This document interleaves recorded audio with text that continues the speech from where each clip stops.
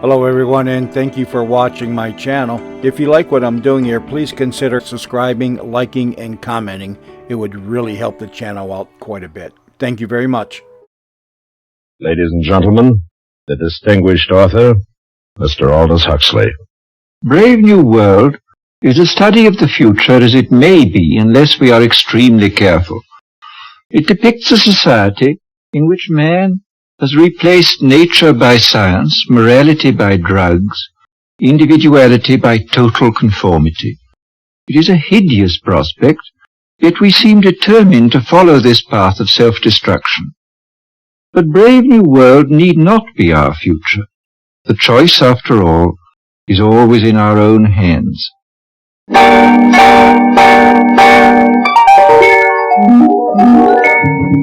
CBS Radio, a division of the Columbia Broadcasting System, and its 217 affiliated stations present the CBS Radio Workshop, radio's distinguished series dedicated to man's imagination, the theater of the mind.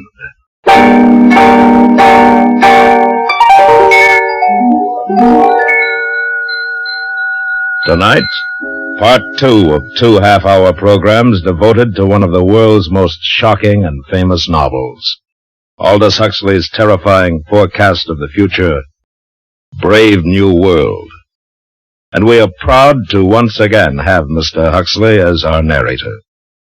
Original music is composed and conducted by Bernard Herrmann.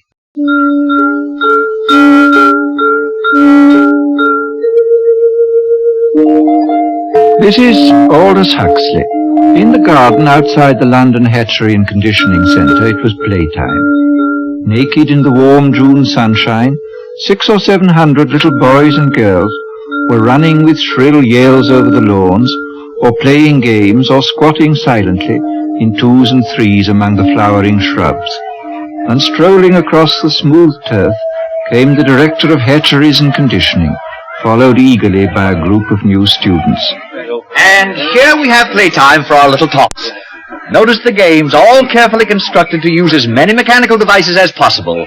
In olden times, children used to play simple games using only a ball and a bat. Oh, madness. Nothing was added to increase consumption. Then came our Ford. He taught us the principle of mass production in the assembly line many centuries ago and changed all that. Good morning, Director. Sir, what an unexpected pleasure. Boys, this is the resident controller for Western Europe. This is his Ford ship, Mustafa Mond. Boys? Good morning, sir. Good morning, sir. I was just showing the students the children, sir. Lovely children. Busy as bees at their unrestricted play. Controller, if you have the time, I wonder if you might tell the students something about the bad old days. I might. Where are you taking them? To the Hatchery and Conditioning Center to see the manufacturing of the babies. Very well. I'll walk along with you. Yes, in the old days, children lived in a place called home. A rabbit hole with suffocating intimacies. Maniacally, the mother, please don't be shocked at that word. The mother brooded over her children. Her children.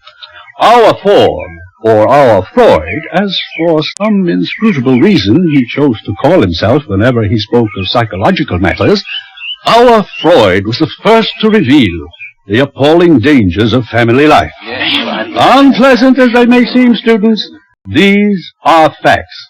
People used to be viviparous, gave birth to their children. What were the consequences?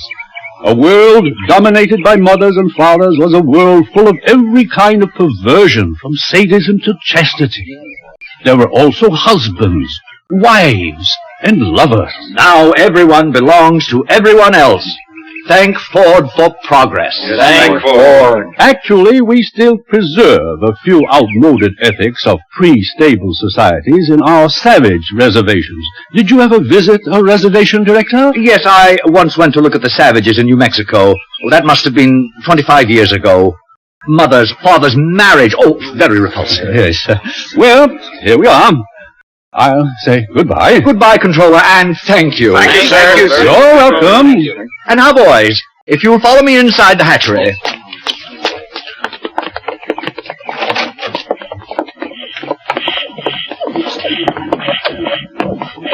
And here we are, a hive of activity.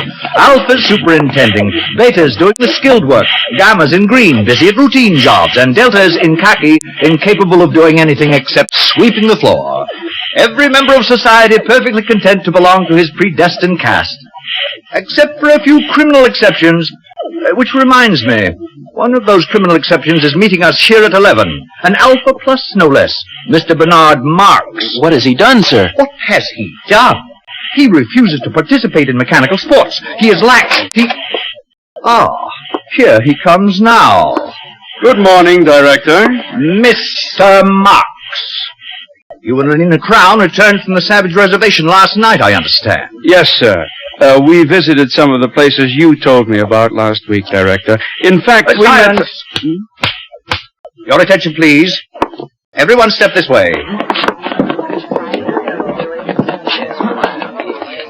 If I have interrupted your labors, it is because a painful duty constrains me. This man who stands before you, this Alpha Plus, the highest level of society, has grossly betrayed the trust imposed in him by his heretical views on sports and Soma, by his scandalous refusal to be promiscuous.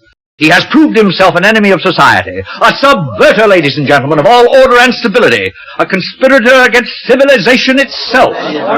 For this reason, I am ordering his immediate transference to a subcenter of the lowest order.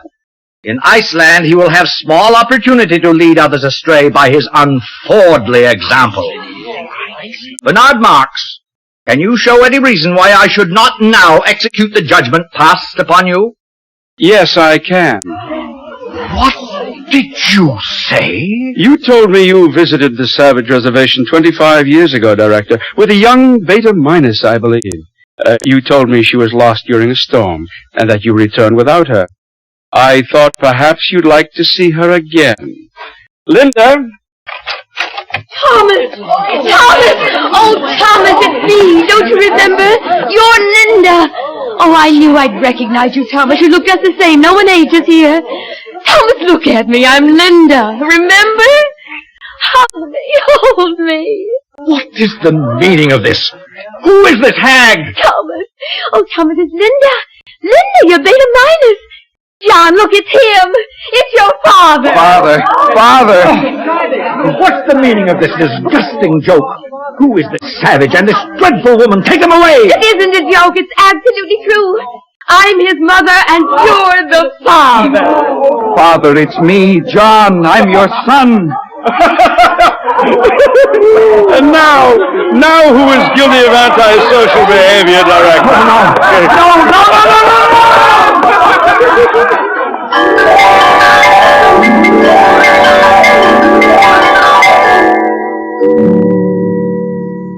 A father as director of hatcheries.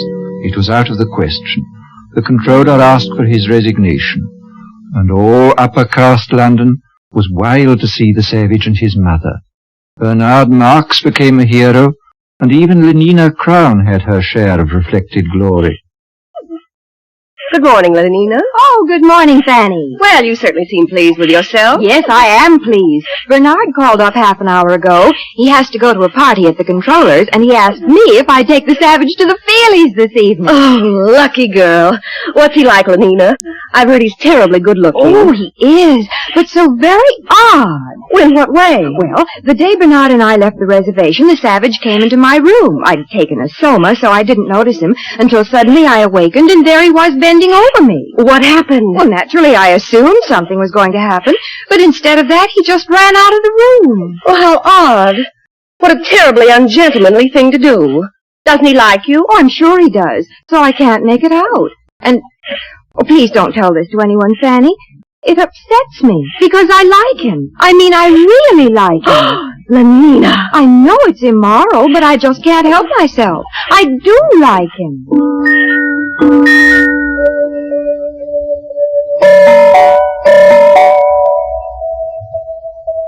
The days passed. Success went fizzily to Bernard's head.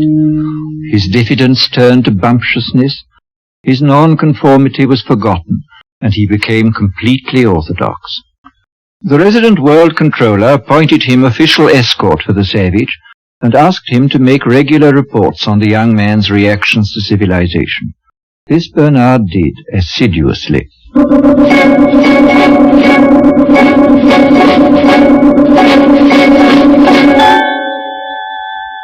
Today I sent the Savage to the Feelies with Lenina crowned. The feature was 3 weeks in a helicopter. Instead of holding the knobs on the chair arms, thus enabling him to experience the sensations of the lovers on the screen, the Savage refused to participate. Lenina tells me he called the film vulgar and indecent.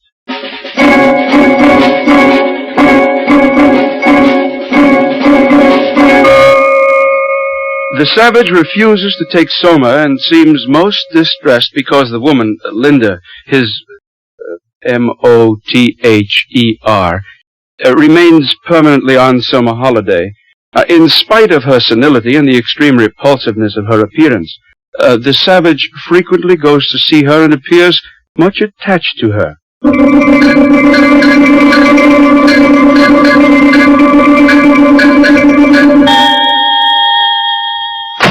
What do you mean you refuse to come down to dinner? Bernard, I'm sick. I've eaten civilization and I'm sick. Do you realize that I've invited the most important people in London tonight? The 4 Chief Justices here.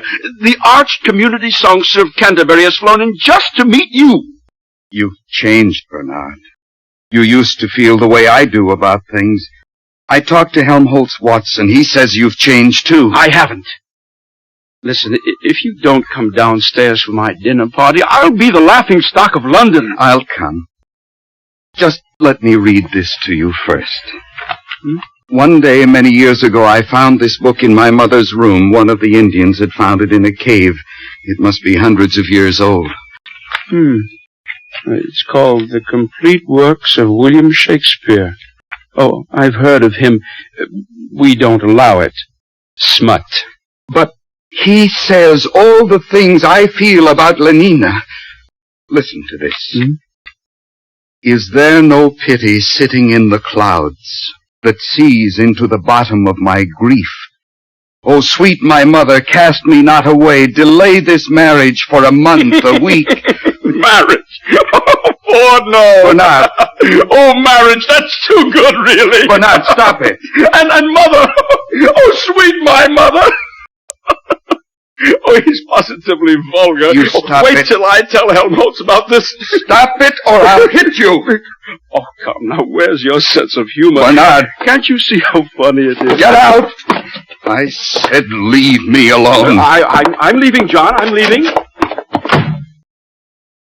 How beauteous mankind is. Oh, brave new world that has such people in it.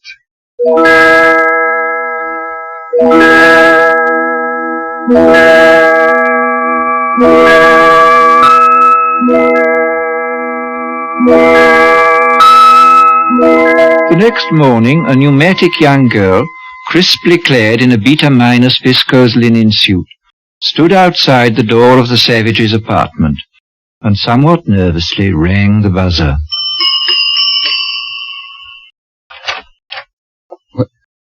Lenina. You don't seem very glad to see me, John. Not glad. Oh, if you only knew. May I come in, then? May I kiss your hand, Lenina? My hand? Admired, Lenina. Indeed, the top of admiration, worth what's dearest in the world. I wanted to do something first to show I was worthy of you. What are you talking about? Lenina, tell me something. I'll do anything you tell me, anything at all. I'd sweep the floor if you wanted. But we've got vacuum cleaners here. It isn't necessary. No, of course it isn't necessary. But some kinds of baseness are nobly undergone. I'd like to undergo something noble, just to show you how much I love you, Lenina. Do you mean it, John? Yes, but I hadn't meant to say it, not until I...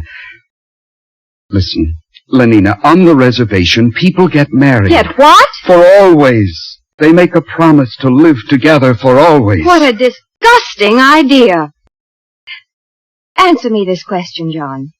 Do you really like me or don't you? I love you more than anything in the world. Well then, why on earth didn't you say so? Come here to me, John. Hug me. Oh, but Lenina... Hug me till you drug me, honey. Kiss me till I'm in a coma. Lenina, what are you doing? No, get away from me. Don't come near me. Hug me, honey. You strumpet. A gran is better than a dad. Get out. But don't you want Get me? out of my sight. John! Before I kill you. Oh, he's mad. He's gone mad. Oh, thou weed, who art so lovely fair and smell'st so sweet that the sense aches at thee. Impudent strumpet, impudent strumpet, impudent strumpet! Hello? Yes, this is Mr. Savage. Who's ill? Linda. My mother dying. Yes, I'll come at once.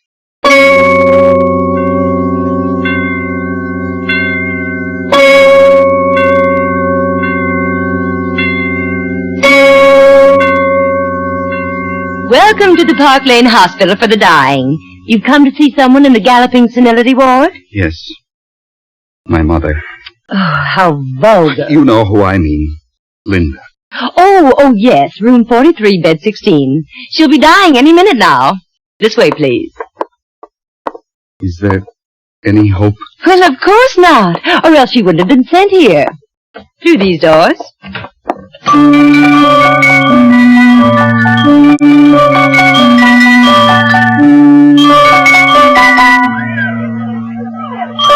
What are these children doing here? Death conditioning, of course. It starts at 18 months.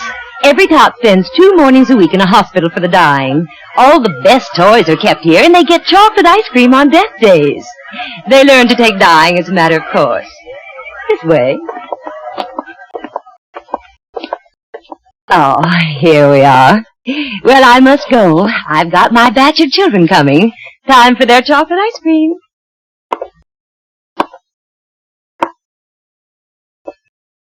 Linda? Linda, it's John. Your eyes are open, but you don't know me, do you? It's John, your son. Linda? Linda, don't you know me? Hug me till you drug me, honey. Kiss me till I'm in a coma. Linda. Linda? Oh. Mother?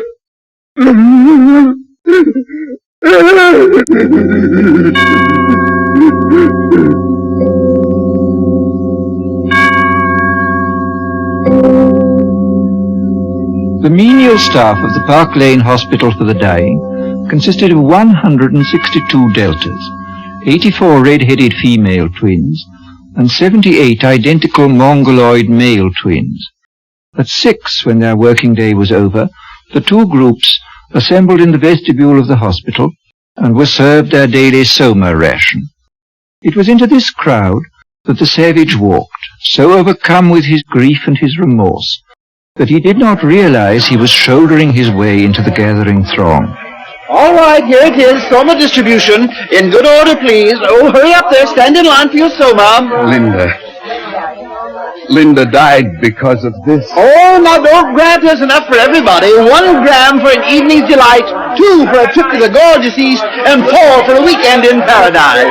How beauteous mankind is. How brave new world that has such people in it. Stop! Stop! Ford is the savage. Listen, I beg you, lend me your ears. Don't take that horrible stuff. It's poison. Mr. Savage, please, the people are waiting. You're slaves, all of you. Don't you want to be men? Don't you want freedom? Freedom? Ford Almighty, call the police. From somewhere behind the milling, angry crowd, Bernard Marx saw the savage. He and his friend Helmholtz Watson had been searching for John. Now they hurried forward. Helmholtz, he's mad. They'll lynch him. Oh, Ford, help us. Ford, help those who help themselves, Bernard. Come on. Where are you going? Come back. It's a fight, a real fight. I've been waiting all my life for this. Man at last. I'll make you free whether you want to be or not. Give me those soma boxes. Sir, Mr. Savage, no!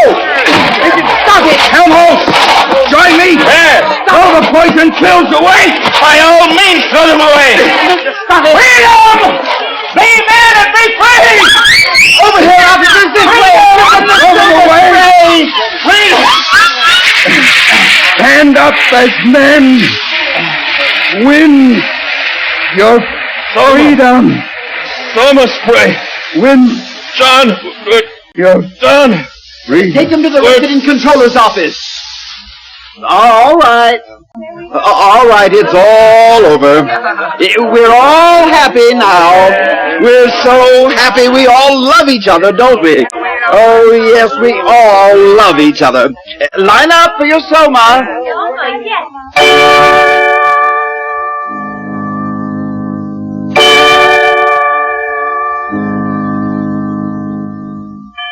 So you don't much like civilization, Mr. Savage. No, I don't. John, you're talking to the resident controller. We don't need your comments, Mr. Marks. I think civilization is horrible. And yet people are happy. They get what they want, and they never want what they can't get. They're well off, they're safe, they're never ill, they're not afraid of death, they're blissfully ignorant of passion and old age, they're plagued with no mother or father, they've got no wives or children to feel strongly about, they're so conditioned that they practically can't help behaving as they ought to behave. And you ask them to chuck this all away for liberty? My good boy. All the same, it seems quite horrible to me. Of course it does. Actual happiness always looks pretty squalid in comparison with the overcompensations for misery. And being contented has none of the glamour of a good fight against misfortune. Happiness is never grand. They call this happiness. Working at an embryo assembly line, manufacturing babies. Science, my boy. Besides, they like it. Well, Mr. Marks, the time has come. You are being sent to an island. To an island? Oh, please, sir. Don't send me to Iceland. I promise I'll do what I should. I'll conform to the rules. One would think he was going to have his throat cut, whereas if he had the smallest sense, he'd understand his punishment is really a reward. He'll be sent to an island where he'll meet the most interesting set of men and women in the world. All the people who weren't satisfied with orthodoxy. Everyone, in a word, who's anyone. Then why didn't you go to an island yourself? Because, finally, I preferred this. Sometimes I regret it. Happiness is a hard master, particularly other people's happiness. Well, gentlemen, there are many islands available. Which climate do you choose, Mr. Watson?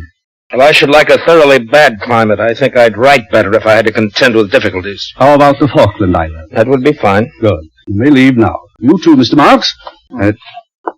Goodbye, Helmholtz. Goodbye, Bernard. Goodbye, John. Goodbye, John. One more question. Of course. Where is God in this scheme of yours? It's a subject that has always had a great interest for me. You've never read this, of course, the Holy Bible, New and Old Testaments. I've got quite a few revolting old books like that here. But if you know about God, why don't you tell the people? This book is old. It's about God hundreds of years ago. Not God now. But God doesn't change. Men do, though. No, my friend. Call it the fault of civilization. God isn't compatible with machinery and scientific medicine and universal happiness. But when you're alone, it's natural to believe in God. When you're quite alone in the night, thinking about death. But people are never alone now. We make them hate solitude, and we arrange their lives so that it's almost impossible for them ever to have it. No solitude. No God. Is that why there's no self-denial here? No God? No reason for it? Of course. Industry and prosperity are only possible when there is no self-denial. if the world of wheels would stop turning. But God's the reason for everything noble and fine and heroic. My dear young friend, civilization has absolutely no need for nobility or heroism. You're conditioned so that you can't help doing what you ought to do. And what you ought to do is, on the whole, so pleasant. So many of the natural impulses are allowed free play that there really aren't any temptations to resist. Anybody can be virtuous now. No temptations, no inconveniences. But I like the inconvenience. We don't. We prefer to do things comfortably. But I don't want comfort. I want God. I want poetry. I want real danger. I want freedom. I want goodness. I want sin. In fact, you're claiming the right to be unhappy. All right. I'm claiming the right to be unhappy. Not to mention the right to grow old and ugly and impotent. The right to have cancer. The right to have too little to eat. The right to live in constant apprehension of what may happen tomorrow. The right to be tortured by unspeakable pains of every kind. I claim them all. You're welcome.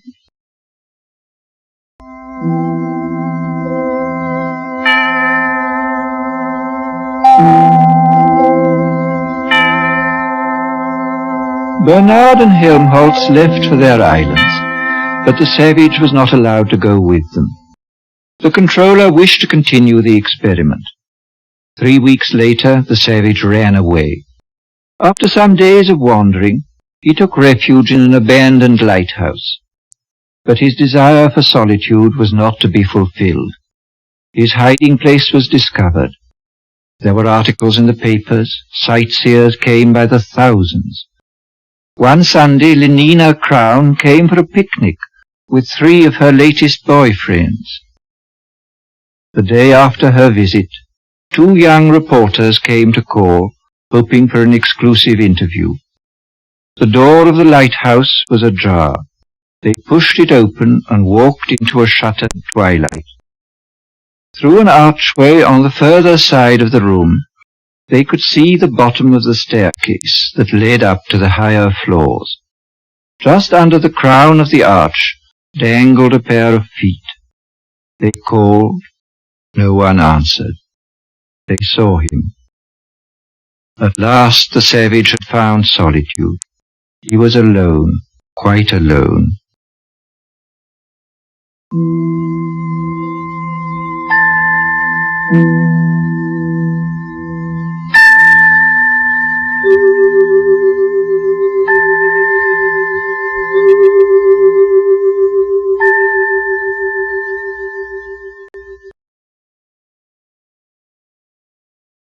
Thus concludes Brave New World by Aldous Huxley. We wish to thank Mr. Huxley for appearing on these broadcasts as our narrator. And we would also like to thank you, our listeners, for your enthusiastic response to this new series. This is William Conrad inviting you to join us again next week when we present George Stewart's dramatic account of one of nature's most terrifying phenomena, storm. The following week, listen as Dr. Frank C. Baxter interviews William Shakespeare. Presented on the CBS Radio Workshop. The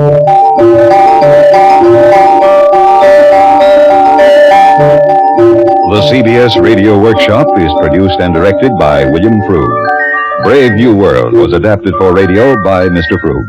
Featured in the cast were Joseph Kearns, Herb Butterfield, Bill Idelson, Gloria Henry, Charlotte Lawrence, Harley Bear, Dora Singleton, Jack Crucian, Vic Perrin, and Lorene Tuttle. Original music composed and conducted by Bernard Herrmann.